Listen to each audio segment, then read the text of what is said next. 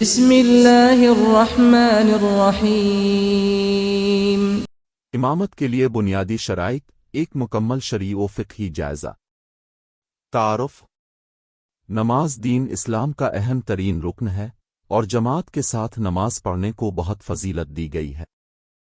جماعت میں ایک شخص کو امام بنایا جاتا ہے جو دوسروں کی طرف سے نماز ادا کرتا ہے۔ اس لیے شریعت نے امامت کے لیے کچھ اہم شرائط مقرر کی ہیں تاکہ نماز کی قبولیت میں خلل نہ ہو۔ یہ مضمون انہی بنیادی شرائط پر مشتمل ہے جن کے بغیر امامت درست نہیں ہوتی یا مکروہ ہو جاتی ہے۔ ایک، امامت کی تعریف۔ امامت کا لفظ امور سے ماخوذ ہے جس کے معنی ہیں آگے ہونا یا رہنمائی کرنا۔ اصطلاح شرع میں امامت سے مراد ہے ایسی حالت جس میں ایک شخص امام جماعت کو نماز پڑھاتا ہے اور باقی لوگ اس کی پیروی کرتے ہیں۔ دو، امامت کی اہمیت۔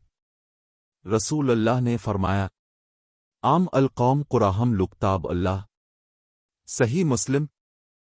ترجمہ، لوگوں کو وہ شخص امامت کروائے جو ان میں قرآن کو سب سے بہتر جاننے والا ہو۔ یہ حدیث امامت کی شرائط اور ترجیحات کی بنیاد ہے۔ تین، امامت کی بنیادی شرائط۔ امامت کے درست ہونے کے لیے بعض شرائط لازمی ہیں۔ اگر یہ نہ پائی جائیں تو امامت جائز نہیں ہوتی۔ ایک، مسلمان ہونا۔ امام کا مسلمان ہونا شرط اول ہے۔ کافر یا مرتد کی امامت باطل ہے۔ قرآن و سنت اور اجماع سے یہ ثابت ہے۔ دو، عاقل ہونا۔ پاگل، مجنون یا بے ہوش شخص کی امامت نہیں ہو سکتی۔ عقل ہی انسان کو عبادات کے قابل بناتی ہے۔ تین، بالغ ہونا۔ نابالغ کی امامت بالغوں کے لیے درست نہیں حنفیہ کے نزدیک۔ دیگر فقہا میں اختلاف ہے لیکن افضل بالغ ہی کو بنانا ہے۔ چار، مرد ہونا، مردوں کے لیے۔ عورت مردوں کی امام نہیں بن سکتی۔ عورت عورتوں کو امامت کرا سکتی ہے مگر پیچھے کھڑی ہو۔ پانچ، صحیح قرات، تجوید و تلفظ۔ امام کو قرآن مجید صحیح پڑھنا آتا ہو۔ اگر ایسا نہ ہو تو نماز فاسد ہو سکتی ہے۔ چھ، فاسق نہ ہو۔ علانیہ گناہوں میں ملوث شخص فاسق کہلاتا ہے۔ فاسق کی امامت مکروہ تحریمی ہے۔ نبی نے فرمایا، تمہاری امامت تم میں سے بہتر لوگ کریں۔ سات، طہارت، پاکی۔ امام کا جسم، کپڑے اور نماز کی جگہ پاک ہونی چاہیے۔ حدث اکبر اصغر میں امامت نہیں ہو سکتی۔ آٹھ، علم نماز۔ امام کو نماز کے فرائض، واجبات، ارکان و سنن کا علم ہونا چاہیے تاکہ غلطی کی صورت میں اصلاح ہو سکے۔ نو، جسمانی صحت۔ ایسا شخص امام نہ بنے جو رکوع سجدہ نہ کر سکتا ہو سوائے اسی جیسے مقتدیوں کے۔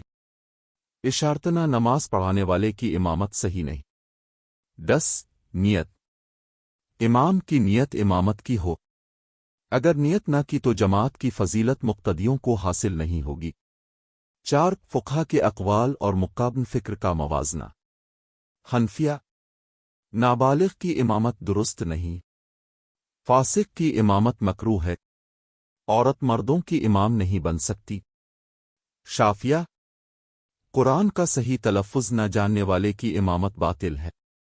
نابالغ نابالغوں کا امام بن سکتا ہے۔ مالکیہ، تقوی اور پرہیزگاری پر زور۔ امامت میں شریعت کی نمائندگی ہو۔ حنابلہ، امام میں علم، تقوی اور شریعت سے آگاہی ضروری ہے۔ 5، مکروہ امامت کی اقسام۔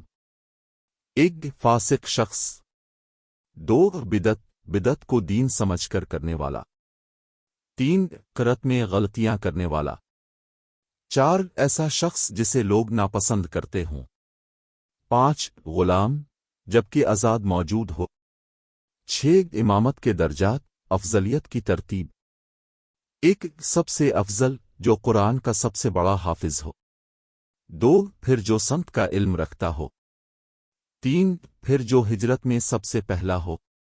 4، پھر جو عمر میں بڑا ہو۔ صحیح مسلم کی حدیث کی روشنی میں۔ 7، خاص مسائل اور سوالات۔ سوال: کیا گونگے شخص کی امامت جائز ہے؟ جواب: نہیں، کیونکہ وہ قرات ادا نہیں کر سکتا۔ سوال: کیا گناہگار امام کی نماز قبول ہے؟ جواب: اگر شرائط پائی جائیں تو نماز درست ہے، مگر مکروہ ہے۔ سوال: کیا نابینا امام بن سکتا ہے؟ جواب: ہاں، بشرطے کہ باقی شرائط موجود ہوں۔ سوال: اگر امام ناپاک ہو اور بعد میں پتہ چلے؟ جواب: مقتدیوں کی نماز درست ہے، امام کو دوبارہ پڑھنی ہوگی۔ 8 عملی ہدایات برائے امامت۔